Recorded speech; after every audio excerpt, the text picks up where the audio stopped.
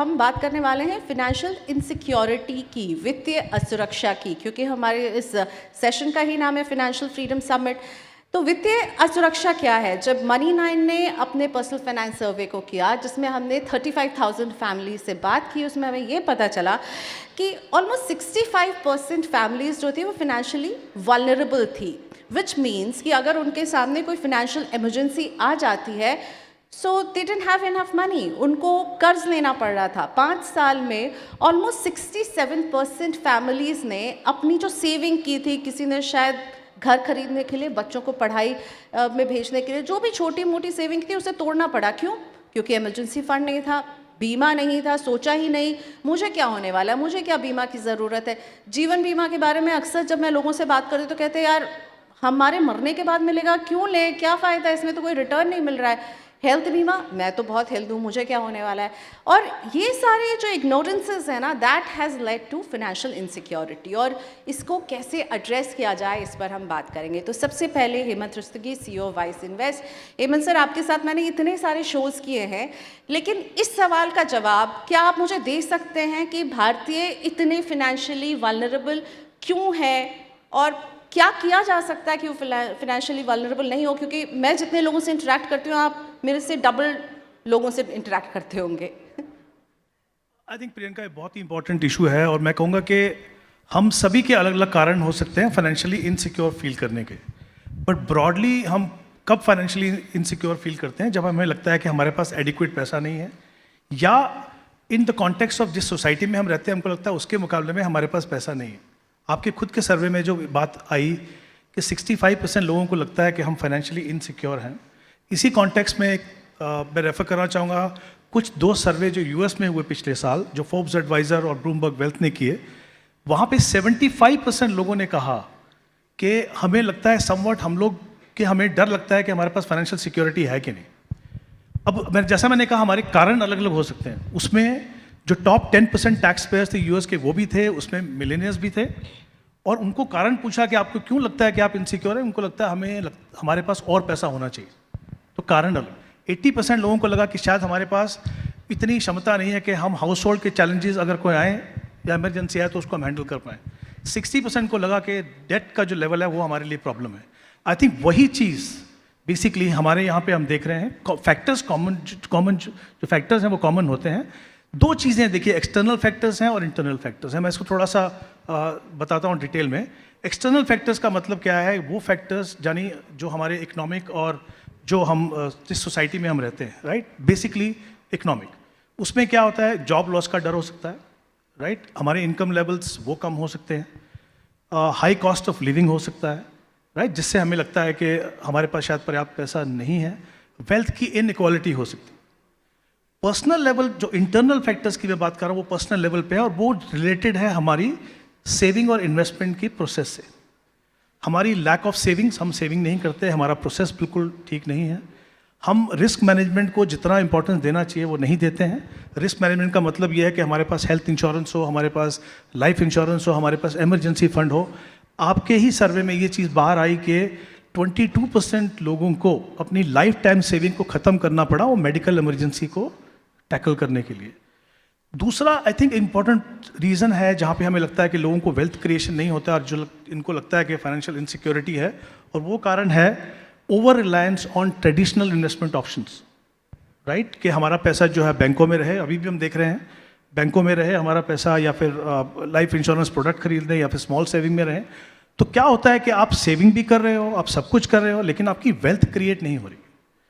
तो I think ये कुछ कारण है, और उसमें थोड़े बदलाव करने की ज़रूरत है।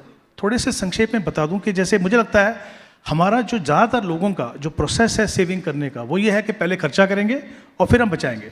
तो या तो कुछ बचेगा नहीं, राइट, या फिर उतना नहीं होगा जितना हमें ज़रूरत है। तो वो उसमें बदलाव की ज़रूरत करने की ज़रूरत है हमें कि हम करें कैसे। वो कैसे होगा? आप थोड़े डिसिप्लिन लेके आइए, थोड़ा बजटिंग कीजिए, आपके जो अननेसेसरी एक्सपेंसेस हैं वो कम होंगे। आप पहले सेव करेंगे फिर स्पेंड करेंगे, वो ज़रूरी है। रिस्क मैनेजमेंट को जितना इंपॉर्टेंस देना चाहिए वो मिलना चाहिए वहाँ पे। आपके पास लाइफ इंश्योरेंस हो, आपके पास हेल्थ इंश्योरेंस हो, वो एडिक्वेट भी हो और साथ ही सही प्रोडक्ट भी हो। ऐसा नहीं कि आप दोनों को कंबाइन करके इन्वेस्टमेंट इंश्योरेंस को आपको लगता है कि सारा काम हो जाएगा, वो नहीं होगा। मतलब Emergency- सेव कर रहे हैं पर probably not in the right direction, risk को नहीं सोच रहे हैं कि मुझे क्या, मैं तो ही मैन हूँ, मुझे क्या होने वाला है। नहीं, बट वो तो है ही, जैसा मैंने कहा सबसे इंपॉर्टेंट फैक्टर मुझे लगता है कि अगर लोग बचत कर भी रहे हैं तो सही तरीके से नहीं कर रहे। भाई सही तरीके से, उसमें not in एक the right एनकरेजिंग direction। चीज़ ये हो रही है कि हमने देखा हमारी SIP म्यूचुअल फंड की जो बुक है वो 18,900 करोड़ हो गई, और भी एनकरेजिंग चीज़ ये है कि वो across the length and breadth of the country लोग उसमें पार्टिसिपेट कर रहे हैं। मुझे लगता है वो एक बहुत ही एनकरेजिंग स्टेप है जहाँ पे लोग इक्विटी मार्केट में पार्टिसिपेट कर रहे हैं, डिसिप्लिन तरीके से कर रहे हैं। सही मायने में मुझे लगता है अभी समय आ गया कि इन्वेस्टर्स को ये समझना होगा कि खाली रिटर्न से काम नहीं चलेगा, आपको रियल रेट ऑफ रिटर्न कमाना पड़ेगा, और वो शायद आपकी जो इन्वेस्टमेंट अप्रोच है, आपका जो प्लानिंग है, एसेट एलोकेशन जो हम बात करते हैं, उन चीज़ों पे ध्यान होगा तो डेफिनेटली हम देखेंगे आगे जाके ये डेफिनेटली चेंज होगा, वो जो नंबर है over a period of time वो कम होगा। Right, sir. Miss Poonam, I would like to ask you, a trend that has been continuing this year is a job loss. Being a salaried person, a job loss is a major crisis. Today, in terms of savings, what can a person do financially to protect themselves against such kind of unforeseen future events? So what you've asked me is typically a question about emergency fund planning for emergency situation. जब हम financial planning की बात करते हैं तो इसमें जो सबसे महत्वपूर्ण स्टेप है वो इमरजेंसी फंड्स का है। एंड इमरजेंसी जैसे आपने कहा कैन बी ऑफ एनीथिंग, ना सिर्फ job loss but health related कुछ इश्यू है, सोशियो इकोनॉमिक कुछ प्रॉब्लम्स आई है, नेचुरल कैलामिटी हुई है, और फैमिली में कुछ केयर गिविंग की कुछ सिचुएशन आ गई है, कुछ कैजुअलिटी हो गई, anything can be in that context of emergency situation. तो उसके लिए हमें तैयारी रखनी सबसे पहला स्टेप है फाइनेंशियल प्लानिंग का। ये बिल्कुल उस तरह है हिमानी, जैसे हम कहेंगे कि हम गाड़ी में लंबी ट्रिप के लिए जा रहे हैं, तो क्या आप उस ट्रिप में एक स्पेयर टायर स्टेपनी के बिना जाएंगे? आप सोच भी नहीं सकते। जहाँ आप एक सिंपल ट्रैवल की बात कर रहे हो, जहाँ बहुत सारी मदद आपको मिल सकती, वहाँ आप स्पेयर टायर यानी एक इमरजेंसी की तैयारी करे बिना नहीं निकलते। तो वहाँ हम अपनी लंबी लाइफ की बिना इमरजेंसी फंड्स के तैयारी नहीं करनी चाहिए। तो पहला स्टेप ऑफ फाइनेंशियल प्लानिंग होता है इमरजेंसी फंड क्रिएशन। अब वो कितना होना चाहिए और कैसे रखना चाहिए, ये दो अहम सवाल हैं। तो जिसके लिए हम हमेशा रेकमेंड करते हैं, पहले हम 3 से 6 महीने की कहा करते थे फ़ंड्स आपके पास होने चाहिए, और फंड्स वो हैं जो आप हर महीने स्पेंड करते हैं टूवर्ड्स योर डेली एक्सपेंसेस, या आपकी EMI समझ लो, या आपकी और कोई भी हर महीने के जो खर्च होते हैं वैसे। अब हम आफ्टर कोविड कहते हैं 6 से 9 महीने तक का आपका ऐसा फंड ऐसी जगह पार्क होना चाहिए जहाँ पे आप जब चाहें उसे यूज़ कर सकते हैं। और ऐसा करने से आप जो फिनेंशियल सिक्योरिटी महसूस करेंगे वो एक अलग लेवल की है। और उसमें जो आपने बताया 65% of the people still feel vulnerable about their financials and this things, तो उसमें आप ज़रूर अपनी हेल्थ इंश्योरेंस इंक्लूड करें, which is also a part of emergency planning. और साथ में एक रिस्क कवर तो बहुत ज़रूरी है, जैसे हेमंत सर ने भी अभी ब्रॉड कैटेगरीज में बताया। तो ये सब मिला जुला के एक इमरजेंसी सिचुएशन को डील करने के लिए आप तैयारी कर सकते हैं, और जो फाइनेंशियल प्लानिंग का पहला और मोस्ट इम्पॉर्टेंट स्टेप है। बिफोर यू स्टार्ट इन्वेस्टिंग आपको अपने रिस्क का ख्याल रखना है। कीर्तन, वो कौन सा मिस्टेक है जो आपको लगता है कि हमें फिनेंशियली इनसिक्योर बनाता है? क्योंकि कहीं ना कहीं यहाँ पर हमने बात कर ली कि saving not in the right way, secondly not caring for your risks, you know, you overlook your risk। तो आपको क्या लगता है वो कौन सा मिस्टेक है जो आप पॉइंट आउट करना चाहेंगे कि आपको ये करना चाहिए so that आप आगे जाके financially secure बन सकें? आई थिंक रिस्क पे थोड़ा सा एक अगर इनपुट दे सकता हूँ तो प्लीज़। क्या मुझे ऐसा लग रहा है अनफॉर्चुनेटली इंडिया में everybody talks about saving, nobody talks about risk. पर saving is worthless if you've not taken care of your risk, and I'll tell you why, because I believe this and I keep talking about this quite regularly. It's very commonly said India में 90% लोग bankruptcy से एक hospitalisation away है। आपको एक hospitalisation हो गया, bankrupt हो जाओगे। 90% लोग इंडिया में आज ऐसे हैं। People are going below the poverty line because of health emergency. 100%. घर अपना जमीन बेच के घर बेच के इलाज के लिए जा रहे हैं. Imagine everywhere, you, me, everybody is talking about getting these guys to start investing early. मान लीजिए एक 25 साल का इंडिविजुअल है जो उसको पहली जॉब मिली, उसने 5,000 की SIP स्टार्ट कर दी, 5 साल में 60 महीनों में उसने 5 लाख रुपया इकट्ठा कर लिया रिटर्न के साथ.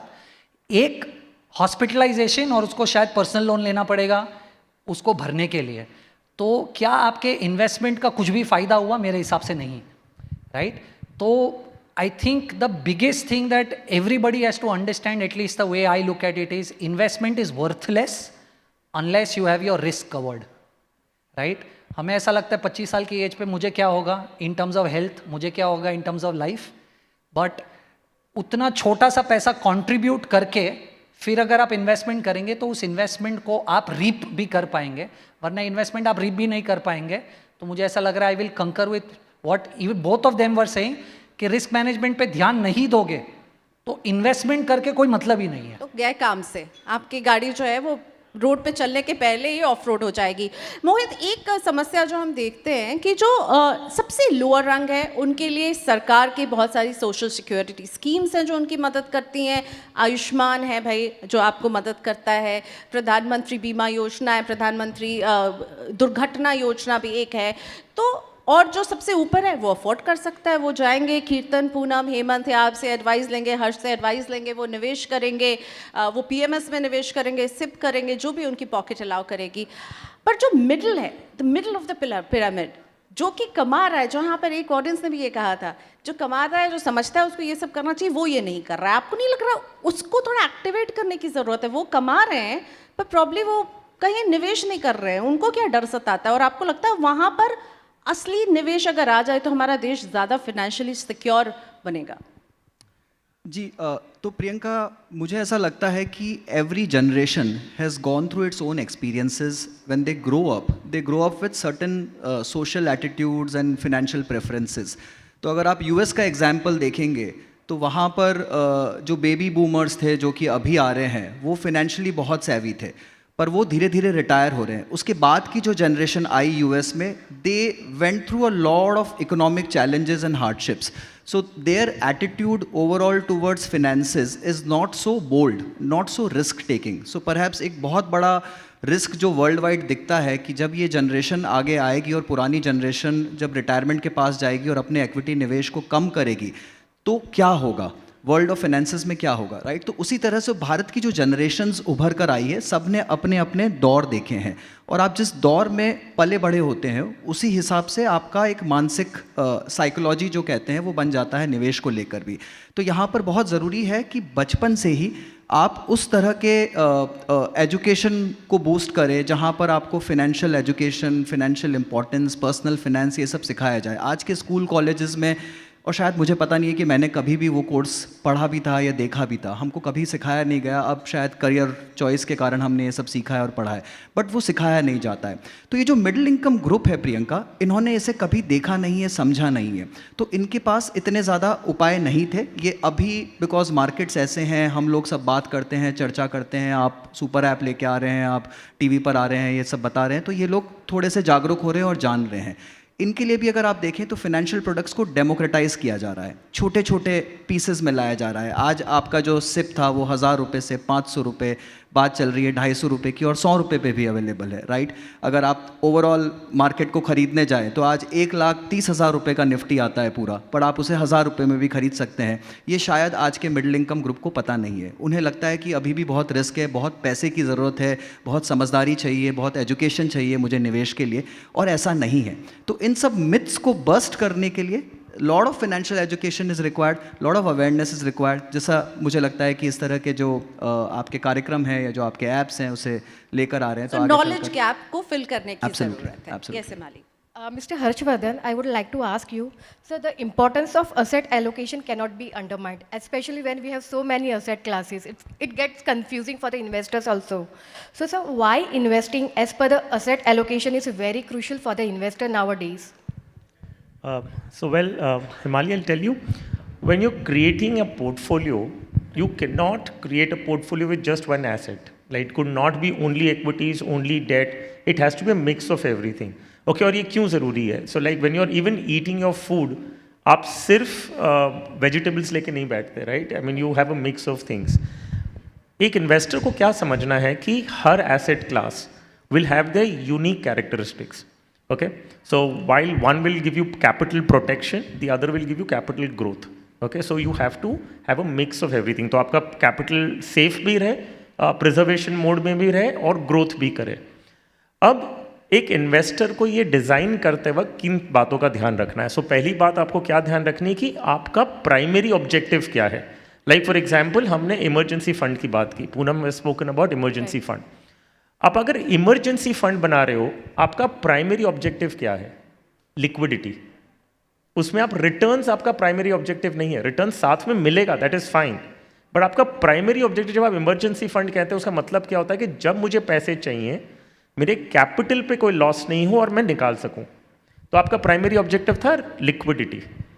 यही चीज अगर आप लॉन्ग टर्म के लिए इन्वेस्ट कर रहे हैं, आपका ऑब्जेक्टिव क्या है कि आपको इन्फ्लेशन को बीट करना है और रियल रिटर्न्स हमें कमाने, विच मीन्स हमें ग्रोथ देखनी है. पोस्ट टैक्स, पोस्ट इन्फ्लेशन, ये सब में हमें रियल रिटर्न्स मिलने चाहिए. तो आपका प्राइमरी ऑब्जेक्टिव क्या हुआ? ग्रोथ. लिक्विडिटी नहीं भी मिले तो चलेगा. You understand? सो हमारी एज एन इंडिविजुअल अलग अलग रिक्वायरमेंट्स होती हैं. जब आपकी रिक्वायरमेंट्स अलग हैं तो आप एक प्रोडक्ट में कैसे वो रिक्वायरमेंट पूरी करेंगे? तो जब तक आप इस चीज़ को एक्सेप्ट नहीं करें, अंडरस्टैंड करें और फिर इंप्लीमेंट करें, तो आपको अलग अलग एसेट क्लासेस ऑटोमेटिकली आपके पोर्टफोलियो में आ जाएंगी. So liquidity for short term and growth for long term. और लिक्विडिटी जब आप प्राइमरी ऑब्जेक्टिव है तो आप रिटर्न्स पे इतना फोकस ना रखें. रिटर्न्स आने चाहिए, लेकिन क्या रिटर्न्स ही मेरा प्राइमरी ऑब्जेक्टिव होगा? नहीं. सो ये प्रिंसिपल जब आप अपने पोर्टफोलियो क्रिएशन में अप्लाई करेंगे तो आपको ऑटोमेटिकली देखेंगे कि आपको अलग अलग प्रोडक्ट्स आपके पोर्टफोलियो में जोड़ना ही पड़ेगा, आप चाहें ना चाहें.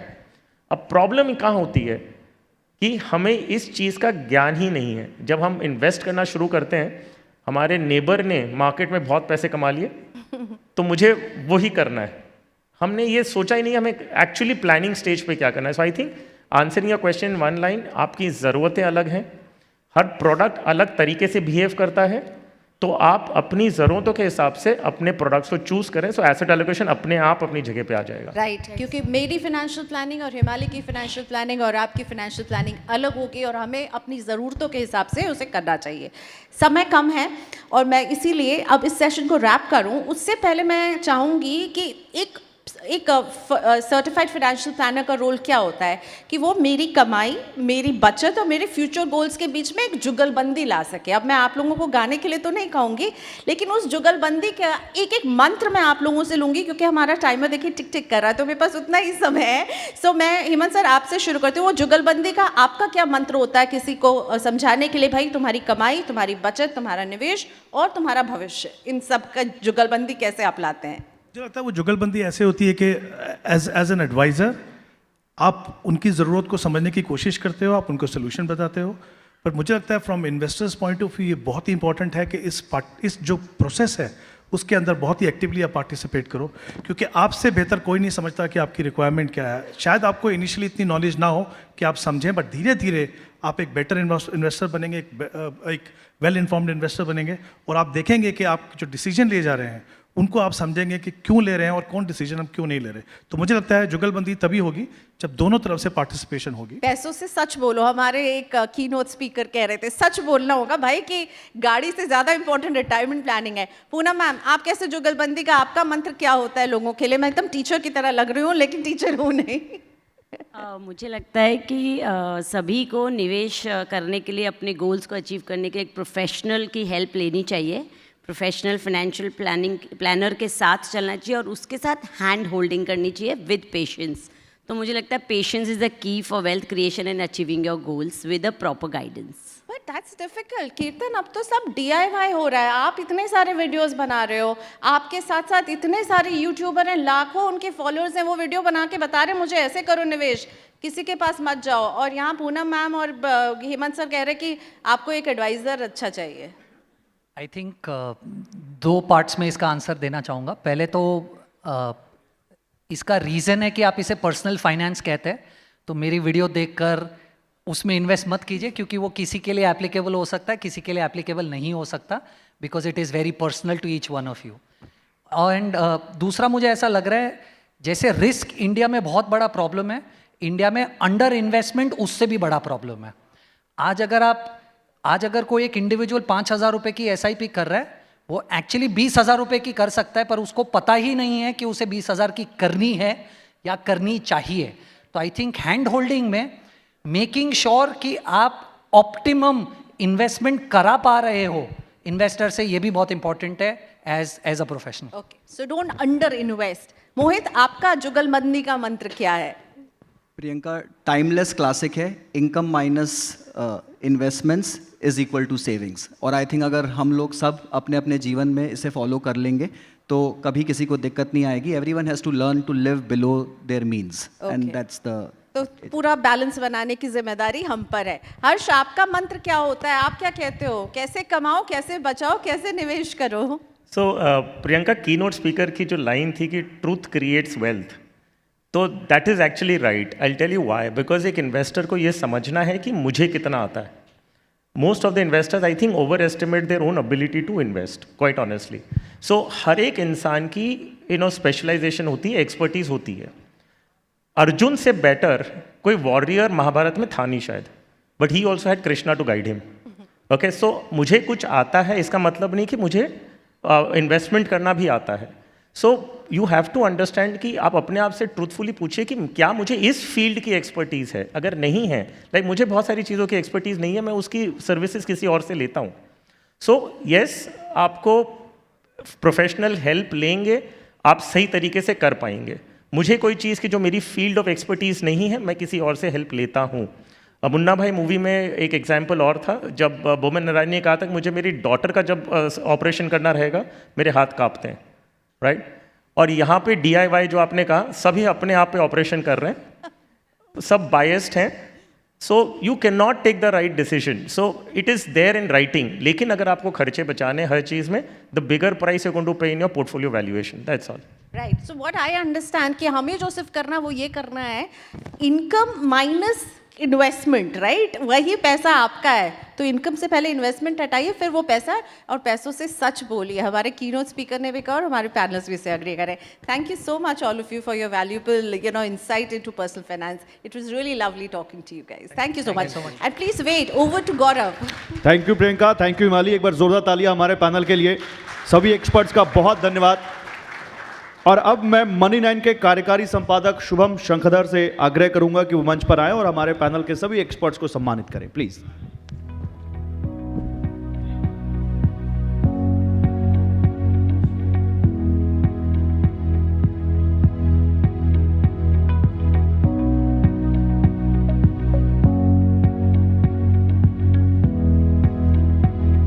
एक बार जोरदार तालियां हो जाएं।